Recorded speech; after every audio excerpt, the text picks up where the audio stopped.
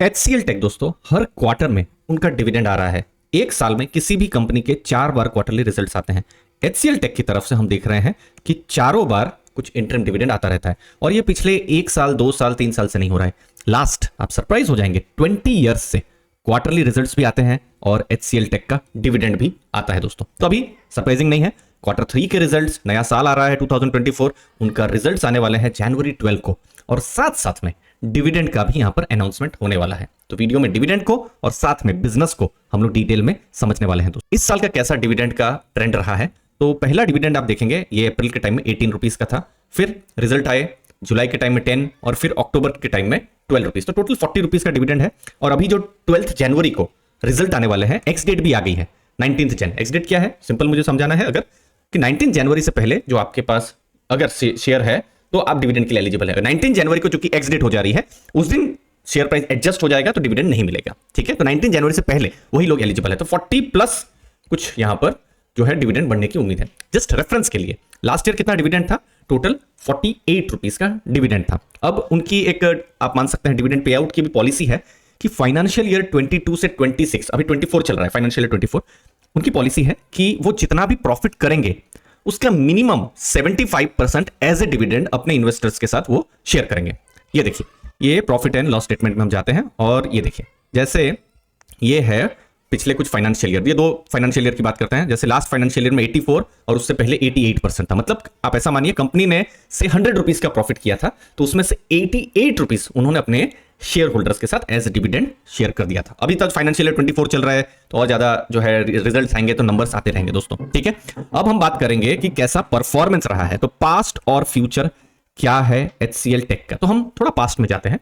अप्रैल का महीना जो कि अभी कुछ 7-8 महीने पहले खत्म हुआ है, उन्होंने अपना रेवेन्यू का गाइडेंस दिया था। क्या गाइडेंस दिया था कि हमारा रेवेन्यू ग्रोथ 6 से 8% होगा। ठीक है, ये इंपॉर्टेंट नंबर है, 6 to 8%, और एबिट मार्जिन 18 से 19% होगा। ठीक है, एबिट मार्जिन को मैं डिटेल में समझाने वाला हूं। अभी रेवेन्यू को देखते हैं, 6 से 8% कहा था। अभी अक्टूबर में लेटेस्ट रिजल्ट्स आए हैं Q2 के। अभी तो Q3 के रिजल्ट आएंगे जनवरी के, लेकिन जो जुलाई अगस्त सितंबर के रिजल्ट अभी अक्टूबर में आए थे ना, उन्होंने अपने गाइडेंस को ठीक है कम कर दिया। 6 to 8 बोल रहे थे, अब कितना कर दिया, 4 से 5% कर दिया। एबिट मार्जिन उन्होंने वही गाइडेंस रखा 18 से 19%।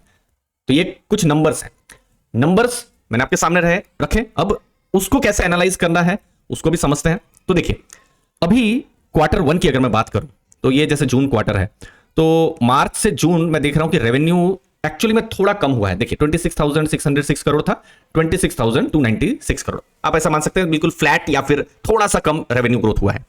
अब Q1 से 2 कितना 1.4% का ग्रोथ हुआ है। अब Q2 से Q3 जो कि हमको रिजल्ट में पता चलेगा, क्योंकि 2 क्वार्टर तो हमने देख लिए कि जो रेवेन्यू ग्रोथ है वो स्टैग्नेंट है, 0% ही है ऑलमोस्ट।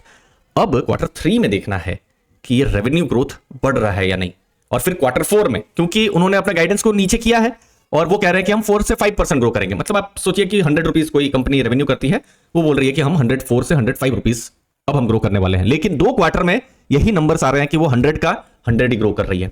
ओके, तो इसलिए Q3 बहुत ही इंपॉर्टेंट होने वाला है जब हम रेवेन्यूज के ग्रोथ के बारे में बात करेंगे। अगर ये ग्रोथ वही 1% 2% रह गया तो फिर Q4 में थोड़ा सा मुश्किल हो जाएगा।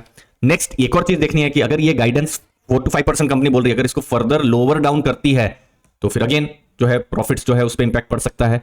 तो ये गाइडेंस भी देखना है और ये भी देखना है 2 क्वार्टर में बहुत ग्रोथ नहीं है, Q3 में क्या कुछ सडन ऊपर से ग्रोथ आ रहा है कि नहीं, वो इंपॉर्टेंट चीज रहेगी। ठीक है, तो Q2 से Q3 ग्रोथ देखना है। एबिट रेवेन्यू कमा लिया, कंपनी के खर्चे हैं, इंप्लॉइज खर्चे हैं, फिर उसके बाद एडमिनिस्ट्रेशन, बहुत सारे खर्चे हैं उनके। अब इंटरेस्ट और टैक्स से पहले कंपनी ने कितना कमाया, तो वो एबिट है। तो उन्होंने जून में अच्छा कमाया है, सितंबर में भी अच्छा कमाया है। तो सोच लीजिए उन्होंने 100 रुपीज का रेवेन्यू किया है और उस पर कुछ उन्होंने अर्निंग बिफोर इंटरेस्ट टैक्स उन्होंने कमाया है। तो नेट उन्होंने कितना कमाया है, 18.5%। मतलब 100 रुपीज का रेवेन्यू 18.5% उन्होंने कमाया है। बाद में थोड़ा बहुत इंटरेस्ट टैक्स पे करना है तो हमको नेट प्रॉफिट मिल जाएगा। अब ये रेंज तो ठीक ठाक दिख रही है। Q1 में तो नीचे हो गया था, Q2 भी 18.5 बराबर है। Q3 Q4 में अगर यही रेंज रहती है 18-19% के बीच में या उससे ऊपर रहती है तो बहुत अच्छा है। अगर ये रेंज नीचे आती है तो फिर अगेन अच्छा नहीं है। तो ये एबिट मार्जिन को भी इन रिजल्ट्स में देखना है। अब कुछ चीजें हुई है पिछले कुछ महीनों में, आईटी सेक्टर थोड़े तकलीफ में तो है ही, लेकिन उनकी डील पाइपलाइन मजबूत है। एक बड़ी डील हुई थी वेराइजॉन के साथ उनका, तो Q2 के समय में 4 बिलियन का नया बुकिंग हुआ था। अभी Q3 में डील विंस देखना है, क्योंकि डील जितना जीतेंगे उतना फ्यूचर में रेवेन्यू बढ़ने का एक्सपेक्टेशन हो सकता है। अब चैलेंजेस क्या है, वही जो हम इन्फोसिस के भी समय में एनालाइज कर रहे थे कि ग्लोबल लेवल पर मैक्रो चैलेंजेस है, जैसे अमेरिका और यूरोप। आप देख सकते हैं, ये देखिए सितंबर का महीना 90% से ज्यादा उनका बिजनेस इन दोनों जगह से आता है। अब 90% बिजनेस आता है तो यहां पर अगर स्लो डाउन है तो इन पर भी इंपैक्ट पड़ जा रहा है। तो यहां से ग्रोथ के नंबर्स हमको देखना है दोस्तों। अब जाएंगे वैल्यूएशंस के ऊपर कि कैसा एचसीएल टेक के वैल्यूएशंस हैं। उससे पहले दोस्तों, आप अपना बिजनेस लर्निंग को और ज्यादा मजबूत करना चाहते हैं तो हमारा जो टेलीग्राम ग्रुप है, प्योर लर्निंग ग्रुप है, जहां पर business analysis, passive income, latest mutual fund portfolios, dividend income से रिलेटेड बहुत सारे कंटेंट आते रहते हैं। 3700 से बड़ी की कम्युनिटी है। मुझे उम्मीद है इस कम्युनिटी को ज्वाइन करके आपको वैल्यू मिलेगी। डिस्क्रिप्शन में मैंने लिंक दिया हुआ है। अब ये देखिए, ये लगभग 4 लाख करोड़ की कंपनी है। कौन? HCL take. पी रेशियो कितना है? 25.8 का। अभी हम लोग आईटी कंपनीज को जनरली पी रेशियो के साथ ही करते हैं। अगर कोई स्टील कंपनी होती तो मैं कुछ अलग अलग रेशियोज को यहाँ इंट्रोड्यूस करता, बट पी रेशियो ठीक है आईटी कंपनी। 5 ईयर्स में क्या पी रेशियो मिला है? 16.6। ओके, लास्ट 5 ईयर्स की बात करते हैं, कितना मिला है? 19.8। मतलब 16 से 21 के बीच में उनका फेयर वैल्यू जो है पी रेशियो के हिसाब से मिला है। ठीक है, अभी क्या पी रेशियो है? अभी पी रेशियो है 25.8, मतलब हिस्टोरिकल लेवल से थोड़ा ऊपर है। अब इसको कैसे एनालाइज किया जाए? पहला चीज कि अगर अर्निंग्स बढ़ जाती है और मान लीजिए जो भी शेयर प्राइस है वो सेम रहा, मार्केट कैप जो है वो सेम रहा, और अर्निंग अगर बढ़ जाती है तो पी रेशियो कम हो सकता है। ये जो 26 के आसपास दिख रहा है वो 24 हो सकता है, 23 हो सकता है। मतलब थोड़ा सा जो महंगा दिख रहा है वो और कम हो सकता है। अगर अर्निंग में ग्रोथ नहीं आया तो ये पी रेशियो और ज्यादा हो जाएगा। तो फिर क्या क्वेश्चन आ सकते हैं कि ऑलरेडी तो आप थोड़ा सा हिस्टोरिकल लेवल से ऊपर ट्रेड कर रहे हो, लेकिन आप और ज्यादा ऊपर में ट्रेड कर रहे हो, तो फिर अच्छी सिचुएशन नहीं है। तो इसीलिए अभी हिस्टोरिकल लेवल से बिल्कुल ऊपर है। अब Q3 के जो अर्निंग्स आएंगी तो वही देखना रहेगा कि अर्निंग में ग्रोथ कैसा आ रहा है और पी रेशियो में कैसा एडजस्टमेंट होता है।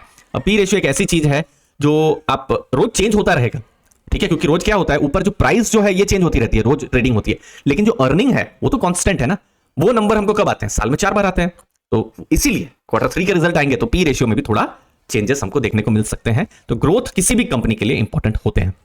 लास्ट में Q3 में ग्रोथ देखना है। Q1 से Q2 बहुत ग्रोथ देखने नहीं मिला है। कंपनी अगर गाइडेंस के बीच में ग्रोथ करती है तो बहुत अच्छा है। अगर कंपनी अपने जो गाइडेंस है 4 to 5% उसको फर्दर लोअर डाउन करती है तो फिर इतना तो हिंट आ जाएगा कि बहुत प्रॉफिट नहीं होने वाला है, और फिर प्रॉफिट नहीं होगा तो फिर डिविडेंड का भी बहुत हाई एक्सपेक्टेशन नहीं रहेगा।